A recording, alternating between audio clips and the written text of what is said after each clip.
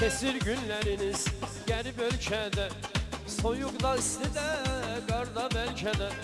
Baxma ki yaxşıdır orada halınız, burada nigarandır doğmalarınız. Sizinsin darıxır ata-analar, sizə salam olsun qərib olanlar. Sizi gözləyirik biz ömür boyu, sizsiz çətin olur oğul qız toyu. İstər bahar olsun, istər qış olsun, hər ki əhvalınız orada xoş olsun. Sizin üçün darıxır ata-analar, sizə salam olsun qərib oğlanlar.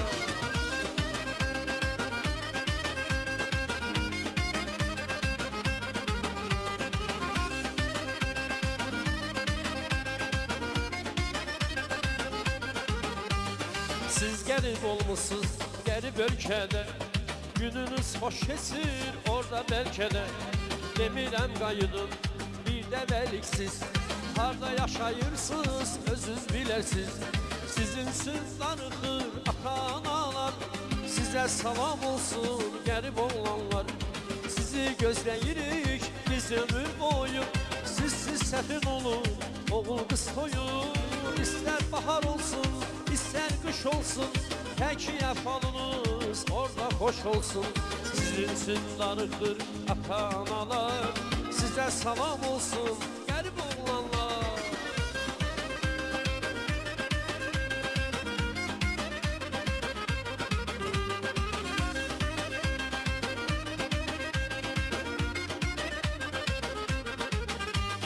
Kesir günləriniz qərib ölkədə, soyuqda, istidə, qarda bəlkə də.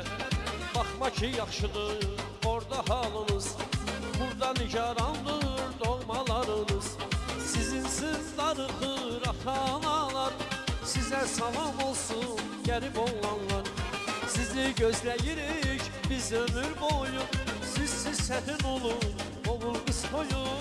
İstər bahar olsun, istər qış olsun, hər ki əhvalınız orada xoş olsun. Sizin üçün darıxır ata-analar, sizə salam olsun qərib oğlanlar.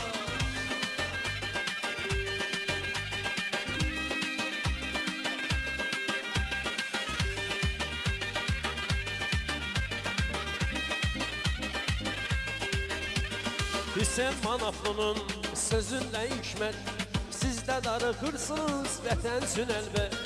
Ata-ana qosalıb eşidin təqət, para bir onları edin ziyarət. Sizin üçün darıxır ata-analar, sizə salam olsun qərib oğlanlar. Sizi gözləyirik biz ömür boyu, sizsiz çətin olur oğul qız toyu. İstər bahar olsun, istər qış olsun, hər ki əhvalınız orada xoş olsun. Sizin üçün darıxır ata-analar, sizə salam olsun qərib oğlanlar.